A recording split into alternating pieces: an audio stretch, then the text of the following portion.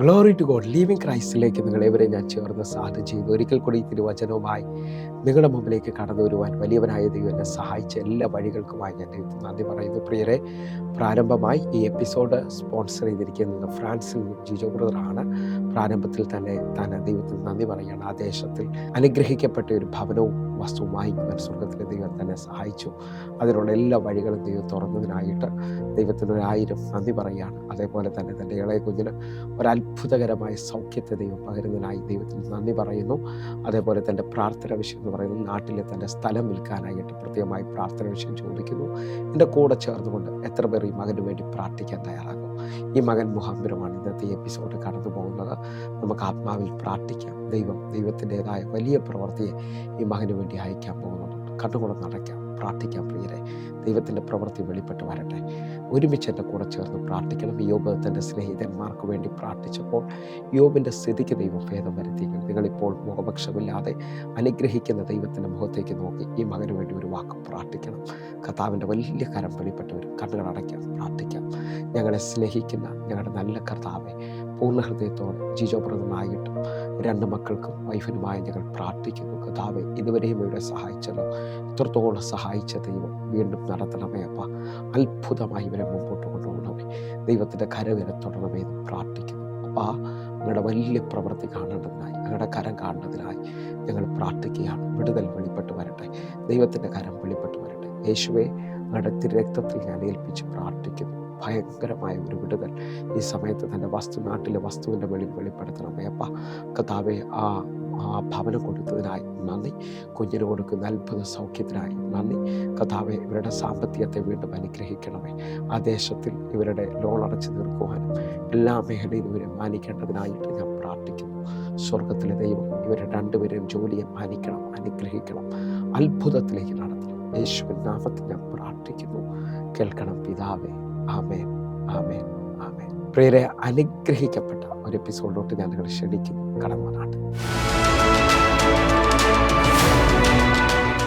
ആർക്കും മാറ്റാൻ കഴിയാത്തതും വിശ്വസിക്കുന്ന എവർക്കും മാറ്റം കൊണ്ടുവരുന്നതുമായ തമ്പുരാൻ്റെ തിരുവചനവുമായി ഒരിക്കൽ കൂടെ നിങ്ങളുടെ മുമ്പിലേക്ക് കടന്നു വരുവാൻ വലിയവനായ ദൈവനെ സഹായിച്ച എല്ലാ വിധങ്ങൾക്കുമായി ഞാൻ ദൈവത്തിന് നന്ദി പറയുകയാണ്. ദൈവത്തിൻ്റെ വചനത്തിന് മാറ്റമില്ലല്ലോ പ്രിയരെ.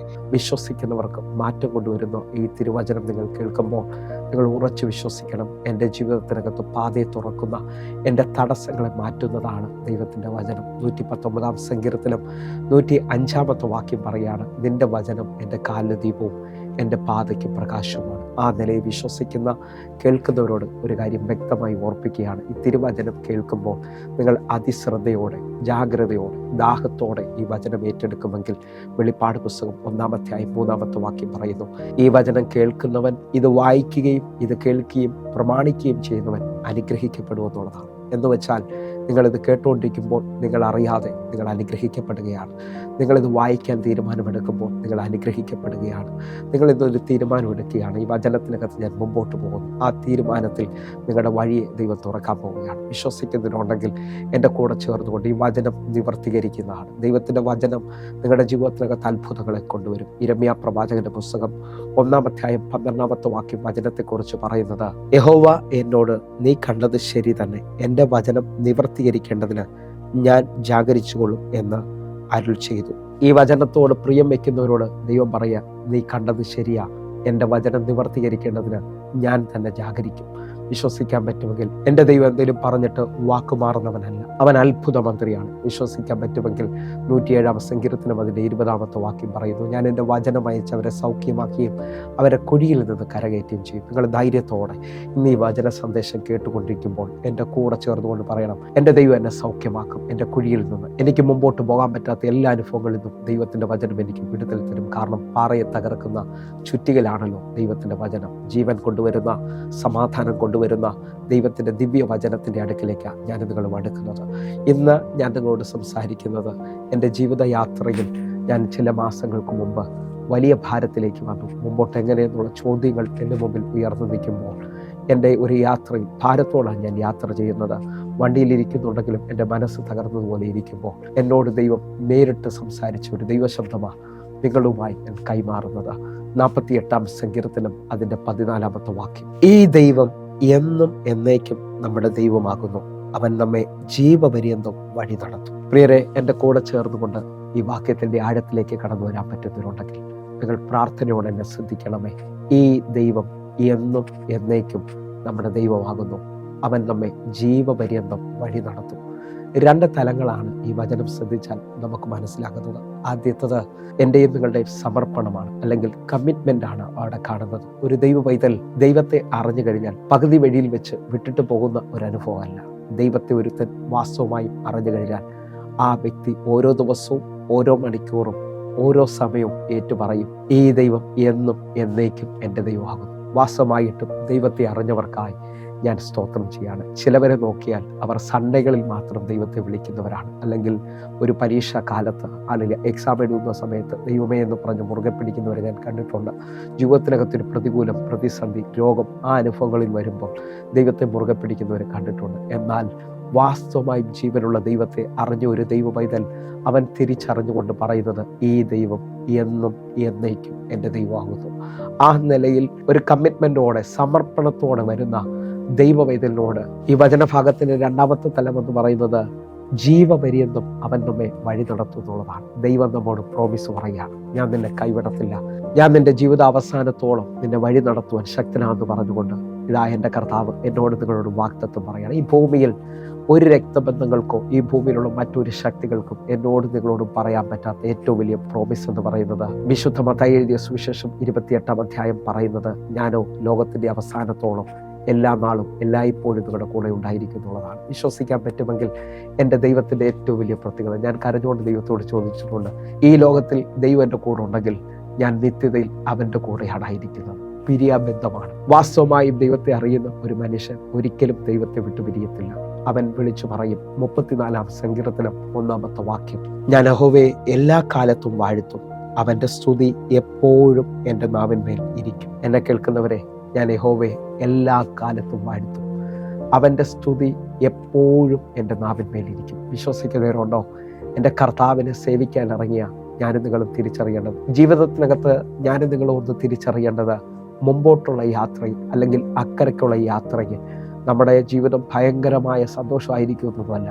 ജീവിതത്തിൽ വിവിധ നിലകളിൽ മുമ്പോട്ട് പോകുമ്പോൾ നമുക്ക് വിരോധമായി കാറ്റ് വീശാം, നമുക്ക് വിരോധമായി നമ്മുടെ പടകിലേക്ക് തിരമാലകൾ തെള്ളിക്കയറാം. എന്നാൽ ദൈവം നമ്മോട് പറഞ്ഞ ആ പ്രോമിസിനെ ഏറ്റെടുക്കാൻ തയ്യാറാണ്. അവൻ ജീവപര്യന്തം നമ്മെ വഴി നടത്തും. ഈ വചനം തിരിച്ചറിഞ്ഞ ഒരു ദൈവം ഇതിന് പോലും തെറ്റിപ്പോകാനിടയാകത്തില്ല. കാരണം ദൈവത്തിന്റെ പ്രോമിസാണ് ഇതിന്റെ വെളിയിൽ വെളിപ്പെട്ടിരിക്കുന്നത്. ദാവീദ് ഇതാ പറയുകയാണ്, ഞാൻ യഹോവയെ എല്ലാ കാലത്തും വാഴ്ത്തും, അവൻ്റെ സ്തുതി എൻ്റെ നാവിന്മേൽ എപ്പോഴും ഇരിക്കും. സുഖമാകട്ടെ, താഴ്ചയാകട്ടെ, ഉയർച്ചയാകട്ടെ, സന്തോഷമാകട്ടെ, എപ്പോഴും എൻ്റെ കർത്താവിനെ ഇടവിടാതെ ഞാൻ സ്തുതിക്കും. കാരണം അവൻ നല്ലവനല്ലോ.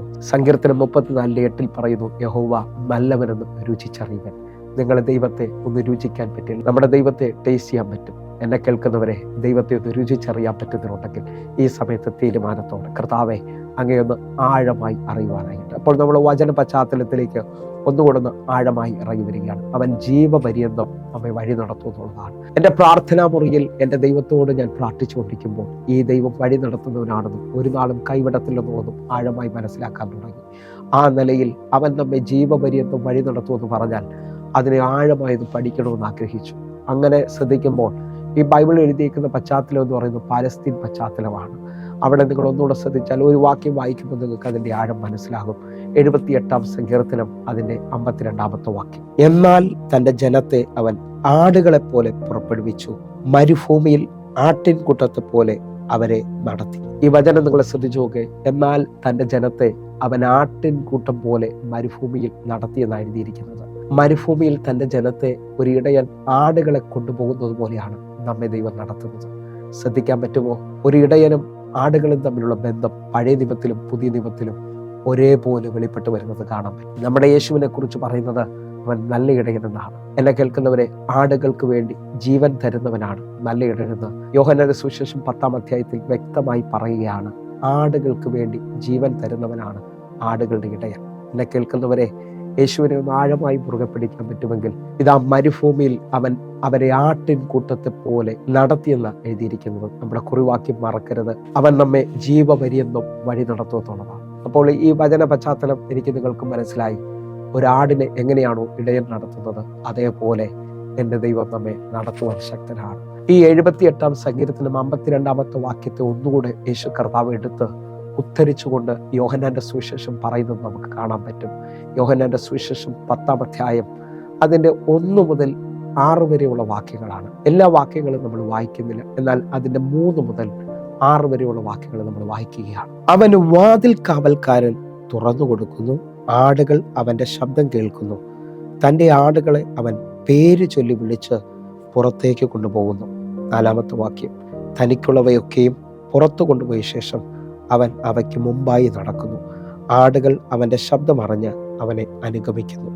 5-ാമത്തെ വാക്യം, അന്യന്മാരുടെ ശബ്ദം അറിയായിക കൊണ്ട് അവ അന്യനെ അനുഗമിക്കാതെ വിട്ടോടിപ്പോകും. 6-ാമത്തെ വാക്യം, ഈ സാദൃശ്യം യേശു അവരോട് പറഞ്ഞു, എന്നാൽ തങ്ങളോട് പറഞ്ഞത് ഇന്നതെന്ന് അവർ ഗ്രഹിച്ചില്ല. ഈ വചന പശ്ചാത്തലത്തിൽ ഒത്തിരി ആഴങ്ങളുണ്ട് പ്രിയരെ. 1 മുതൽ 6 വരെ നോക്കിയാൽ ഇടയനെയും ആടുകളെ കുറിച്ച് വലിയ ആഴമുണ്ട്. യേശു കർത്താവ് തൻ്റെ കൂടെ നിന്ന് ശിഷ്യന്മാരോട് ഇത് പറയുമ്പോൾ അവർക്ക് ഇത് ഗ്രഹിക്കുവാൻ കഴിഞ്ഞില്ല.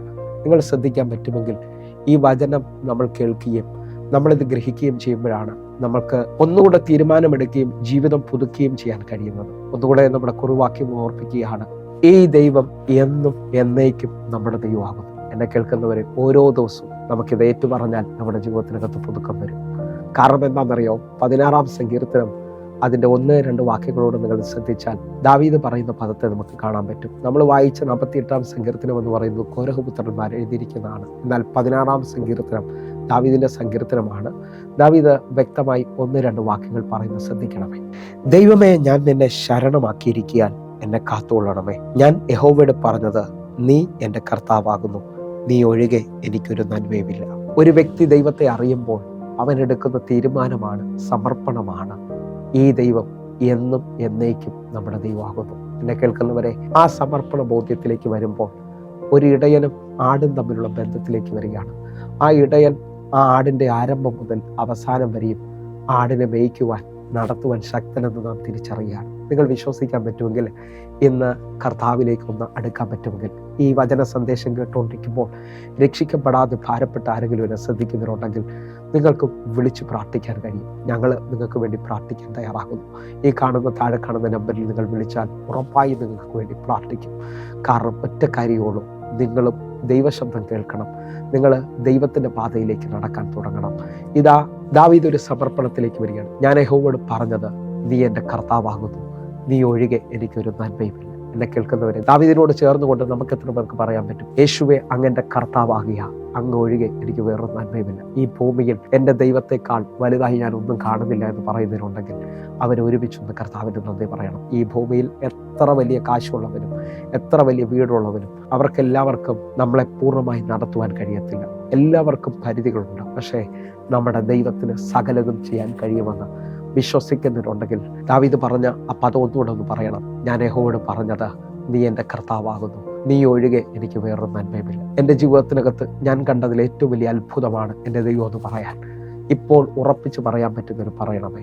ആ നിലയിൽ വഴി നടത്തുന്ന ദൈവത്തെക്കുറിച്ചാണ് നമ്മൾ ചിന്തിക്കുന്നത്. അവൻ മരുഭൂമിയിൽ ആട്ടിൻകൂട്ടത്തെ പോലെ അവരെ വഴി നടത്തിയെന്നാണ് നാം കേട്ടത്. നമ്മെ ഒരു ഇടയൻ വഴി നടത്തുന്ന പോലെ നടത്തുവാൻ നമ്മുടെ ദൈവം ശക്തനാണെന്ന് തിരിച്ചറിഞ്ഞാൽ നമുക്കൊന്നുകൂടെ ഇതിൻ്റെ ആഴം ചിന്തിക്കാം.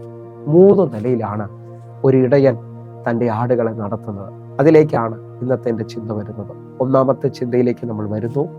യോഹന്നാന്റെ സുവിശേഷം 10-ാം അധ്യായം അതിൻ്റെ 3-ാമത്തെ വാക്യം, അവന് വാതിൽ കാവൽക്കാരൻ തുറന്നു കൊടുക്കുന്നു, ആടുകൾ അവന്റെ ശബ്ദം കേൾക്കുന്നു, തൻ്റെ ആടുകളെ അവൻ പേര് ചൊല്ലി വിളിച്ച് പുറത്തേക്ക് കൊണ്ടുപോകുന്നു. എന്നെ കേൾക്കുന്നവരെ, 1-ാമത്തെ ചിന്ത ഈ വാക്യത്തിനകത്തുണ്ട്. തൻ്റെ ആടുകളെ പേര് ചൊല്ലി വിളിച്ചുകൊണ്ട് അവൻ പുറത്തേക്ക് കൊണ്ടുപോവുകയാണ്. നിങ്ങളുടെയും എൻ്റെയും പേര് എൻ്റെ ദൈവത്തിന് വ്യക്തമാണ്. പേര് ചൊല്ലി വിളിക്കുകയാണ്. ആടും ഇടയനും തമ്മിലുള്ള ഏറ്റവും വലിയ ബന്ധമെന്ന് പറയുന്നതും ആടുകൾ ഇടയനെ തിരിച്ചറിയുന്നതും എങ്ങനെയാണെന്ന് ചോദിച്ചാൽ നിങ്ങൾക്ക് പറയാൻ പറ്റുമോ? ഇടയന്റെ ശബ്ദത്തിലൂടെയാണ് ആടുകൾ തിരിച്ചറിയുന്നത്. ഒന്നുകൂടെ ഇതിൻ്റെ ആഴം ഞാൻ നിങ്ങൾക്കൊന്ന് വെളിപ്പെടുത്താം. യെശയ്യാ പ്രവാചകന്റെ പുസ്തകം 43-ാം അധ്യായം അതിൻ്റെ 1-ാമത്തെ വാക്യം, ഇപ്പോഴോ യാക്കോബേ, നിന്നെ സൃഷ്ടിച്ചവനും ഇസ്രായേലെ നിന്നെ നിർമ്മിച്ചവനുമായ യഹോവ ഇപ്രകാരം അരുളി ചെയ്യുന്നു, ഭയപ്പെടേണ്ട, ഞാൻ നിന്നെ വീണ്ടെടുത്തിരിക്കുന്നു, ഞാൻ നിന്നെ പേര് ചൊല്ലി വിളിച്ചിരിക്കുന്നു, നീ എനിക്കുള്ളവൻ തന്നെ. ഈ വചനത്തിനകത്ത് വ്യക്തമായി പറയാണ്, ഇപ്പോഴോ യാക്കോബേ, നിന്നെ സൃഷ്ടിച്ചവനും നിന്നെ നിർമ്മിച്ചവനും ഇരിക്കുന്ന യഹോവ നിന്നെ പേര് ചൊല്ലി വിളിച്ചിരിക്കുകയാണ്.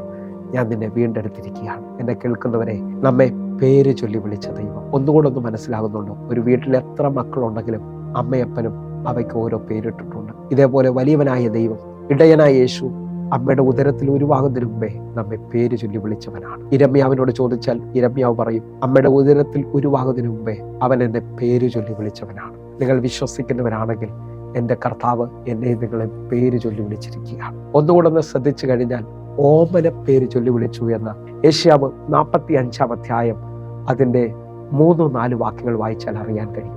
നിന്നെ പേര് ചൊല്ലി വിളിക്കുന്ന ഞാൻ യഹോവ, ഇസ്രായേലിന്റെ ദൈവം തന്നെയെന്ന് നീ അറിയേണ്ടതിന് ഞാൻ നിനക്ക് ഇരുട്ടിലെ നിക്ഷേപങ്ങളെയും മറവിടത്തിലെ ഗുപ്തനിധികളും തരും. 4-ാമത്തെ വാക്യം, എൻ്റെ ദാസനായ യാക്കോബ് നിമിത്തവും എൻ്റെ വൃദ്ധനായ ഇസ്രായേൽ നിമിത്തവും ഞാൻ നിന്നെ പേര് ചൊല്ലി വിളിച്ചിരിക്കുന്നു. നീ എന്നെ അറിയാതിരിക്കെ ഞാൻ നിന്നെ ഓമന പേര് ചൊല്ലി വിളിച്ചിരിക്കുന്നു.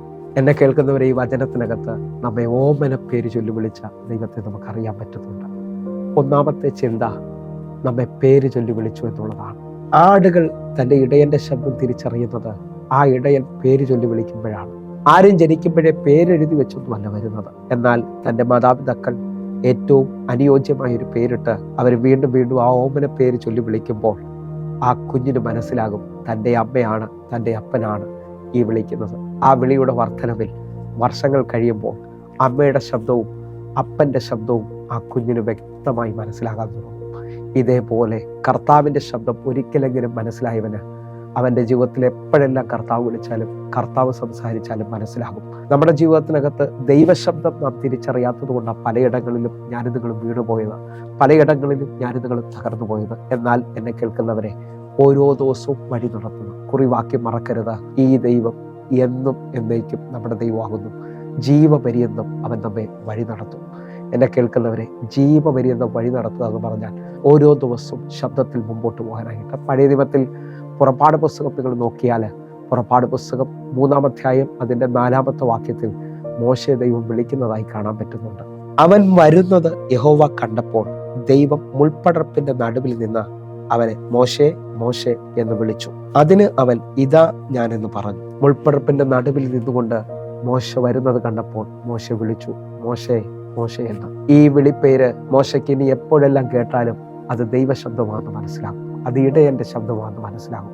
ഇസ്രയേലിൽ മോശയെ പോലൊരു പ്രവാചകനെ പിന്നെ കണ്ടിട്ടില്ല. എന്നെ കേൾക്കുന്നവരെ, ദൈവം വിളിച്ചു എന്ന് നിനക്ക് മനസ്സിലായാൽ, ശമൂവേൽ ബാലകൻ ആലയത്തിൽ കിടക്കുമ്പോൾ ശമൂലേ ശമൂവേൽ എന്ന് ദൈവം വിളിച്ചു. വ്യക്തമായി ശമൂവേൽ ഇതാ വിളിക്കകത്ത് പ്രതികരിക്കുകയാണ്. നിങ്ങൾ വിശ്വസിക്കുന്നവരാണെങ്കിൽ ദൈവം നിങ്ങളെ വിളിച്ചാൽ ആ ശബ്ദം നിങ്ങൾ തിരിച്ചറിഞ്ഞാൽ നിങ്ങളുടെ ഓരോ ദിവസവും ആ ദൈവശബ്ദം നിങ്ങൾക്ക് മനസ്സിലാക്കാൻ തുടങ്ങും.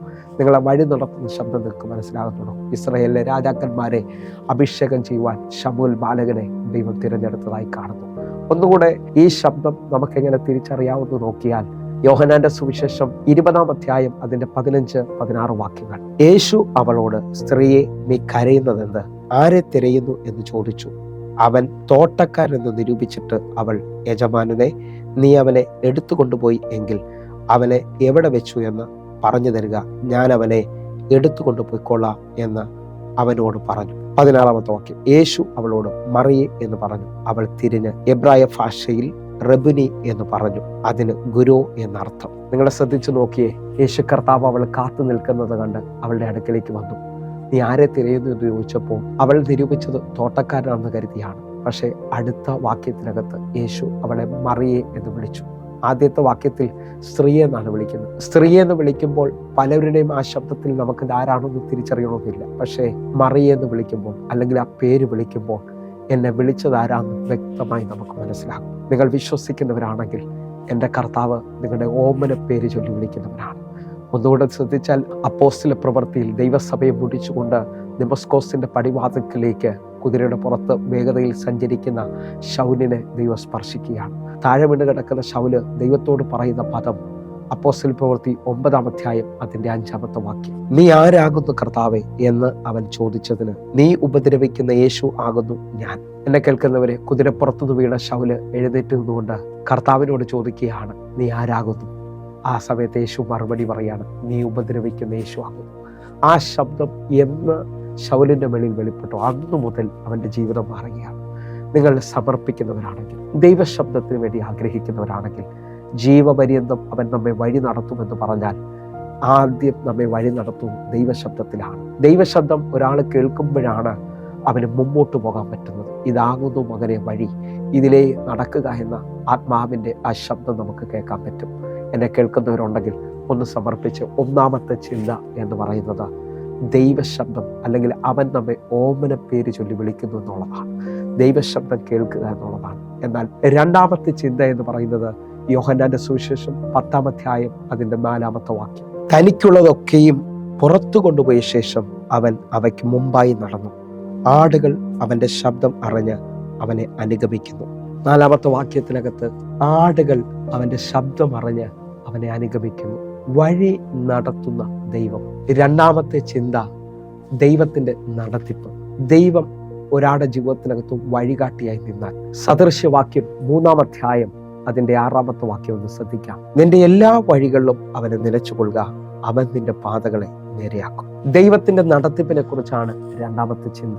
ദൈവം ഒരാളെ നടത്താൻ തുടങ്ങിയാൽ അവനെങ്ങും വീണു പോകത്തില്ല കേട്ടോ. വീഴാൻ ചാൻസ് ഉണ്ട്. കാരണം ഈ ക്രിസ്ത്യ ജീവിതം എപ്പോഴും സുഖമായിരിക്കണമെന്നില്ല. കാരണം എൻ്റെയും നിങ്ങളുടെ യാത്ര എന്ന് പറയുന്ന അക്കരയ്ക്കാണ്. ഈ യാത്രയുടെ വഴിമധ്യത്തിൽ നമുക്ക് വിരോധമായി കാറ്റ് വീശാം, നമ്മുടെ പടകിന് നേരെ ആഞ്ഞ തിരമാലകൾ തള്ളിക്കയറാം. എന്നാൽ അവിടെല്ലാം വഴി നടത്തുന്നവർ കൂടെ ഉണ്ടെങ്കിൽ, അല്ലെങ്കിൽ ദൈവിക നടത്തിപ്പ് തിരിച്ചറിഞ്ഞവരുണ്ടെങ്കിൽ, അവരുടെ ജീവിതത്തിനകത്ത് അസാധാരണമായ ദൈവകൃപ വെളിപ്പെടും. ഒന്നുകൂടെ പറഞ്ഞാൽ, സങ്കീർത്തനം 23-ാം അധ്യായം അതിൻ്റെ 2-ാമത്തെ വാക്യം. പച്ചയായ പുൽപ്പുറങ്ങളിൽ അവൻ എന്നെ കിടത്തുന്നു, സ്വസ്ഥതയുള്ള വെള്ളത്തിനരികത്തേക്ക് എന്നെ നടത്തുന്നു. എന്നെ കേൾക്കുന്നവരെ, സ്വസ്ഥതയുള്ള വെള്ളത്തിനരികിലേക്ക് അവൻ എന്നെ നടത്തുന്നു എന്നാണ് നമ്മുടെ ജീവിതത്തിനകത്ത് സ്വസ്ഥത ഏറ്റവും അധികമായി വെളിപ്പെടുത്തുന്നത്. ദൈവത്തിന്റെ നടത്തിപ്പ് എന്ന് പറഞ്ഞാൽ ഒരു വെപ്രാളം പിടിച്ചുള്ള യാത്രയല്ല. സ്വസ്ഥതയോടായിരിക്കും എല്ലാ മേഖലയിലും ദൈവം നടത്തുന്നത്. ഈ ജീവിതയാത്രയിൽ ദൈവം നടത്തുന്നവനെ സ്വസ്ഥത അനുഭവിക്കാൻ പറ്റത്തുള്ളൂ. കാരണം ഞാൻ എൻ്റെ സമാധാനം നിങ്ങൾക്ക് തന്നേച്ചു പോകുന്നു എന്ന് പറഞ്ഞവൻ. ഒന്നുകൂടെ പറഞ്ഞാൽ, മോശയോട് പറഞ്ഞു, നീ ശത്രുവിൻ്റെ അടുക്കലേക്ക് ചെല്ലുമ്പോൾ എൻ്റെ സാന്നിധ്യം നിന്റെ കൂടെ പോരും. എൻ്റെ സാന്നിധ്യം നിനക്ക് സ്വസ്ഥത തരും. സ്വസ്ഥതയില്ലാതെ ഭാരപ്പെടുന്നവർ, ദൈവത്തിൻ്റെ നടത്തിപ്പില്ലാതെ ഭാരപ്പെടുന്നവർ, എവിടെയോ നിങ്ങൾ കുടുങ്ങിപ്പോയി നിങ്ങൾ തിരിച്ചറിയുന്നില്ലേ? ജീവിതത്തിനകത്ത് സ്വസ്ഥതയില്ല, ഉറക്കമില്ലാതെ എന്നെ കേൾക്കുന്നവരില്ലേ? കാരണം എന്താണെന്നറിയോ? ദൈവത്തിൻ്റെ നടത്തിപ്പ് എവിടെയോ നിങ്ങളിൽ നിന്ന് മാറിപ്പോയി. ഇന്ന് മടങ്ങി വരാൻ പറ്റുന്നവർ ദൈവത്തിൻ്റെ നടത്തിപ്പിലേക്ക് മടങ്ങി വന്നാട്ടെ. ദൈവത്തിൻ്റെ ശക്തി നിങ്ങളുടെ മേളിൽ വെളിപ്പെട്ട് വരാൻ പോവുകയാണ്. ദൈവം നടത്തുന്നത് ഒന്നുകൂടെ നമുക്കൊന്ന് തിരിച്ചറിയാൻ പറ്റും പ്രിയരെ. നമുക്ക് യെശയ്യാവ് 40-ാം അധ്യായം അതിൻ്റെ 11-ാമത്തെ വാക്യം. ഒരു ഇടയനെ പോലെ അവൻ തൻ്റെ ആട്ടിൻകൂട്ടത്തെ മേയ്ക്കുകയും കുഞ്ഞാടുകളെ ഭുജത്തിൽ എടുത്ത് മാറുവിടത്തിൽ ചേർത്ത് വഹിക്കുകയും തള്ളകളെ പതുക്കെ നടത്തുകയും ചെയ്യും. ഈ വചനം ശ്രദ്ധിച്ചാൽ ഈ വചനത്തിന്റെ അവസാന ഭാഗം പറയാണ്, തള്ളകളെ പതുക്കെ നടത്തുകയും ചെയ്യുമെന്നാണ് നമ്മുടെ ഈ ട്രാൻസ്ലേഷൻ. ഞാൻ POC ട്രാൻസ്ലേഷൻ നിങ്ങൾക്ക് വേണ്ടി ഒന്ന് വായിക്കാം. ഇടയനെ പോലെ അവിടുന്ന് തൻ്റെ ആട്ടിൻകൂട്ടത്തെ മേയിക്കുന്നു. അവിടുന്ന് ആട്ടിൻകുട്ടികളെ കരങ്ങളിൽ ചേർത്ത് മാറുവോടണച്ച് തള്ളയാടുകളെ സാവധാനം നയിക്കുന്നു. സാവധാനം നടത്തുന്നു എന്നുള്ള കറക്റ്റ് ട്രാൻസ്ലേഷൻ എന്ന് പറയുന്നത്. ഇംഗ്ലീഷിൽ കൊടുത്തിരിക്കുന്നത് ജെന്റ്ലി ലീഡ് എന്നാണ്. ജെന്റ്ലി ലീഡ് എന്ന് പറഞ്ഞാൽ സാവധാനോടെ, അല്ലെങ്കിൽ ഗ്രേറ്റായ നിലയിൽ സാവധാനം നടത്തുകയാണ്, അല്ലെങ്കിൽ ഏറ്റവും നല്ല നിലയിൽ നടത്തുകയാണ്. എന്നെ കേൾക്കുന്നവരെ, നമ്മുടെ ദൈവം നമ്മെ ജീവപര്യന്തം വഴി നടത്തും. ഒന്നുകൂടെ നിങ്ങൾക്ക് ആഴം മനസ്സിലാകണമെങ്കിൽ 1 രാജാക്കന്മാരുടെ പുസ്തകം 19-ാം അധ്യായം അതിൻ്റെ 11-12 വാക്യങ്ങളിലേക്ക്. നീ പുറത്തു വന്ന് പർവ്വതത്തിൽ യഹോവയുടെ മുമ്പാകെ നിൽക്കുക എന്ന് അവൻ കൽപ്പിച്ചു. അപ്പോൾ ഇതാ യഹോവ കടന്നു പോകുന്നു. ശക്തിയുള്ള ഒരു കൊടുങ്കാറ്റ് യഹോവയുടെ മുമ്പിൽ പർവ്വതങ്ങളെ കീറി പാറകളെ തകർത്ത്. എന്നാൽ കാറ്റിൽ യഹോവ ഇല്ലായിരുന്നു. കാറ്റിന്റെ ശേഷം ഒരു ഭൂകമ്പം ഉണ്ടായി. ഭൂകമ്പത്തിലും യഹോവ ഇല്ലായിരുന്നു. 12-ാമത്തെ വാക്യം. ഭൂകമ്പത്തിന്റെ ശേഷം ഒരു തീ, തീയിലും യഹോവ ഇല്ലായിരുന്നു. തീയുടെ ശേഷം സാവധാനത്തിൽ ഒരു മൃദുസ്വരം ഉണ്ടായി. തീയുടെ ശേഷം സാവധാനത്തിൽ മൃദുസ്വരം വെളിപ്പെട്ടു. എൻ്റെ ദൈവത്തിന്റെ പ്രത്യേകത എനിക്ക് നിങ്ങൾക്ക് വേണ്ടി അവൻ സാവധാനത്തിൽ, അല്ലെങ്കിൽ മൃദുസ്വരത്തിലാണ് കർത്താവ് സംസാരിക്കുന്നത്. നിങ്ങൾ വിശ്വസിക്കുന്നവരാണെങ്കിൽ ദൈവത്തിൻ്റെ നടത്തിപ്പെന്ന് പറയുന്നത് ഭയങ്കര വെപ്രാളം പിടിച്ച ഒരു അനുഭവത്തിലേക്കല്ല. നിങ്ങൾ ഈ ബസ് സ്റ്റാൻഡിലൊക്കെ ചെന്ന് നോക്കിയാൽ 10 പേരെ ബസ്സിൽ കയറാനുള്ളെങ്കിലും ചിലവർ വെപ്രാളം പിടിക്കുകയും തെള്ളിയെ ഉന്തിയൊക്കെ ചെയ്യുന്നുണ്ടെങ്കിൽ നിങ്ങളുടെ പേഴ്സുകൾ സൂക്ഷിക്കണം. കാരണം ആ വെപ്രാളം കാണിക്കുകയൊക്കെ ചെയ്യുന്നത് നമ്മിൽ നിന്നോ എടുത്തുകൊണ്ട് പോകാനാണ്. കർത്താവ് വളരെ സാവധാനത്തോടെ തക്ക സമയത്ത് എനിക്ക് നിങ്ങൾക്ക് വേണ്ടി കരുതുന്നവനാണ്. ആ കരുതലൊന്ന് തിരിച്ചറിഞ്ഞുകൊണ്ട് ദൈവിക നടത്തിപ്പിലേക്ക് പോകാനായിട്ട്. നിങ്ങൾ കണ്ടിട്ടുണ്ടോ, ചിലവർ ഇന്നും ഉറങ്ങാതെ ഭാരപ്പെട്ടൊക്കെ ഇരിക്കുന്നതിൻ്റെ പ്രത്യേകത എന്ന് പറയുന്നത് കാരണം ദൈവത്തിൻ്റെ നടത്തിപ്പല്ലാത്തത് കൊണ്ടാണ്. ഒന്നുകൂടെ നിങ്ങൾക്ക് തിരിച്ചറിയാൻ പറ്റുന്നുണ്ടെങ്കിൽ 103-ാം സങ്കീർത്തനം അതിൻ്റെ 5-ാമത്തെ വാക്യം, നിന്റെ യൗവനം കഴുകലെ പോലെ പൊതികെ വരത്തക്കവണ്ണം അവൻ നിന്റെ വായെ നന്മ കൊണ്ട് തൃപ്തി വരുത്തുന്നു. എന്നെ കേൾക്കുന്നവരെ, നമ്മുടെ കർത്താവ് നമ്മോട് പറയാണ്, നമ്മുടെ വായെ നന്മ കൊണ്ട് തൃപ്തി വരുത്തും. വിശ്വസിക്കുന്നവരുണ്ടെങ്കിൽ എൻ്റെ കൂടെ ചേർന്നുകൊണ്ടെന്ന് പറഞ്ഞ്, എൻ്റെ കർത്താവ് എനിക്ക് നന്മ കൊണ്ട് തൃപ്തി വരുത്താൻ പോവുകയാണ്. എൻ്റെ യൗവനം കഴുകനെ പോലെ പുതുകി വരും. വിശ്വസിക്കുന്നവരുണ്ടെങ്കിൽ ദൈവം വഴി നടത്തുന്ന ദൈവത്തിൻ്റെ നടത്തിപ്പിൽ നിൽക്കുന്നവരോടാണ് ഈ 2ാമത്തെ ചിന്ത ഞാൻ വ്യക്തമായി പറഞ്ഞത്. ഇന്ന് ഈ വചനത്തിലൊന്ന് സമർപ്പിക്കാൻ പറ്റുന്നവരുണ്ടെങ്കിൽ സമർപ്പണത്തോടെ, കർത്താവെ നിന്റെ നടത്തിപ്പിലേക്ക് എന്നെ കൊണ്ടുവരണമേ. 3ാമത്തെ ചിന്തയിലേക്ക് നമ്മൾ കടന്നു വരികയാണ്. 23-ാം സങ്കീർത്തനം അതിൻ്റെ 3-ാമത്തെ വാക്യം, എൻ്റെ പ്രാണനെ അവൻ തണുപ്പിക്കുന്നു, തിരുനാമ നിമിത്തം എന്നെ നീതിപാതകളിൽ നടത്തുന്നു. 3ാമത്തെ ചിന്ത എന്ന് പറയുന്നത് തിരുനാമ നിമിത്തം എന്നെ ശരിയായ വഴിയിൽ നടത്തുന്നു എന്നുള്ളതാണ്. ശരിയായ വഴിയിൽ നടക്കപ്പെടണമെന്ന് ആഗ്രഹിക്കുന്നവരുണ്ട്. യോഹന്നാന്റെ സുവിശേഷം പറയാണ്, ഞാൻ തന്നെയാ വഴിയും സത്യവും ജീവനും. ഒന്നുകൂടെ നാം ചിന്തിച്ചാൽ യോഹന്നാന്റെ സുവിശേഷം 10-ാം അധ്യായത്തിൽ, എൻ്റെ ആടുകൾ എൻ്റെ ശബ്ദം കേൾക്കുകയും അവ എന്നെ അനുഗമിക്കുകയും ചെയ്യുന്നു. അതിൻ്റെ 7-ാമത്തെ വാക്യവും 9-ാമത്തെ വാക്യം 10-ാം അധ്യായത്തിൽ ശ്രദ്ധിച്ചാൽ, ഞാൻ ആടുകളുടെ വാതിലാകുന്നു, എന്നിലൂടെ കടക്കുന്നവൻ രക്ഷപ്പെടുമെന്ന് വ്യക്തമായി എഴുതിയിരിക്കുകയാണ്. ശരിയായ വഴിയിലേക്ക് നടത്തുന്ന ദൈവം. നിങ്ങൾ ശ്രദ്ധിക്കാൻ പറ്റുന്ന കുറിവാക്യം മറക്കരുത്, ജീവപര്യന്തം നമ്മെ വഴി നടത്തുന്ന ദൈവം. ഒന്നുകൂടെ നിങ്ങളെ ഉറപ്പിക്കേണ്ടതിന് വേണ്ടി 107-ാം സങ്കീർത്തനം അതിൻ്റെ 7-ാമത്തെ വാക്യം, അവർ പാർക്കുവാൻ തക്ക പട്ടണത്തിൽ ചെല്ലേണ്ടതിന് അവൻ അവരെ ചൊവ്വയുള്ള വഴി നടത്തി. നിങ്ങൾ വിശ്വസിക്കുന്നവരാണെങ്കിൽ എന്നെയും നിങ്ങളെയും ദൈവം എവിടെ എത്തിക്കണമെന്ന് ആഗ്രഹിക്കുന്നുണ്ട്, അവിടെ വരെയും ചൊവ്വയുള്ള വഴിയിൽ നടത്തുന്ന ദൈവമാണ്. നീതിപാതകളിൽ നടത്തുന്ന ദൈവം. ഇസ്രായേൽ മക്കളെ നിങ്ങളൊന്ന് ശ്രദ്ധിച്ചു നോക്കിയേ, 40 വർഷം രാവും പകലും, പകൽ മേഘസ്തംഭമായി രാത്രി അഗ്നിസ്തംഭമായി ദൈവം അവർക്ക് മുമ്പായി നടന്നു. നമ്മെ വഴി നടത്തുന്ന ഒരു ദൈവത്തെ കാണാൻ പറ്റും. ഒരു വാക്യം കൂടെ വായിച്ച് നമുക്ക് പ്രാർത്ഥിക്കാം പ്രിയരെ. എബ്രായർക്ക് എഴുതിയ ലേഖനം 11-ാം അധ്യായം അതിൻ്റെ 10-ാമത്തെ വാക്യം, ദൈവം ശില്പിയായി നിർമ്മിച്ചതും അടിസ്ഥാനമുള്ളതായ നഗരത്തിനായി കാത്തിരിക്കുന്നു. ഈ കാത്തിരിപ്പാണ് എൻ്റെ നിങ്ങളുടെ യാത്ര. ഈ നിത്യതയ്ക്ക് വേണ്ടിയുള്ള യാത്രയിലാണ് ഞാനും നിങ്ങളുമായിരിക്കുന്നത്. അബ്രഹാം, ഇസഹാക്ക്, യാക്കോബൊക്കെ കൂടാരത്തിൽ പാർത്തു എന്നുള്ളതാണ് മുകളിലത്തെ വാക്യം. കാരണം അവർ കെട്ടുറപ്പുള്ള വീടുകളല്ല താമസിച്ചത്. കാരണം അവരുടെ വാഗ്ദത്ത ദേശത്തിലേക്കാണ് അവർ യാത്ര ചെയ്തത്. ദൈവം ശില്പിയായി നിർമ്മിച്ചതും അടിസ്ഥാനമുള്ള നഗരത്തിനായി നാം കാത്തിരിക്കുകയാണ്. നിത്യതയ്ക്കായി, നിത്യജീവൻ പ്രാപിക്കണമെന്നും എന്നെ ശരിയായ വഴിയിൽ നടത്തുകയും ചെയ്യുമെങ്കിൽ നിങ്ങളുടെ ജീവിതത്തിനകത്ത് നിങ്ങൾ ഇടറിപ്പോകത്തില്ല, വഴിയിൽ നിങ്ങൾ വീണു പോകത്തില്ല. കാരണം എന്നെ ശരിയായ വഴിയിലാണ് ദൈവം നടത്തുന്നത്. വിശ്വസിക്കുന്നവരുണ്ടെങ്കിൽ നമ്മുടെ കുറിവാക്യത്തിലേക്ക് നമ്മൾ ഒന്നുകൊണ്ടു വരികയാണ്. ഈ ദൈവം എന്നും എന്നേക്കും നമ്മുടെ ദൈവമാകുന്നു. ജീവപര്യന്തം അവൻ നമ്മെ വഴി നടത്തും. വിശ്വസിക്കുന്നവരുണ്ടോ? അങ്ങനെ വിശ്വസിക്കുന്നവർ ഒരുമിച്ച് എൻ്റെ കൂടെ ഒന്ന് കണ്ണുകൾ അടയ്ക്കാം, നമുക്ക് പ്രാർത്ഥിക്കാം.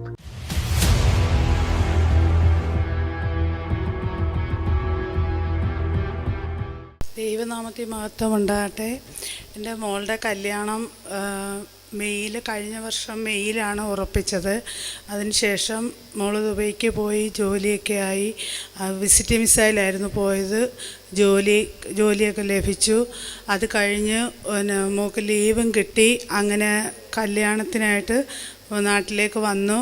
അതിൻ്റേതായ ഞങ്ങൾക്ക് 2 വസ്തുക്കളൊക്കെ ഉണ്ടെങ്കിലും ഞങ്ങൾക്ക് സാമ്പത്തികമായി കയ്യിൽ പൈസയൊന്നുമില്ലായിരുന്നു.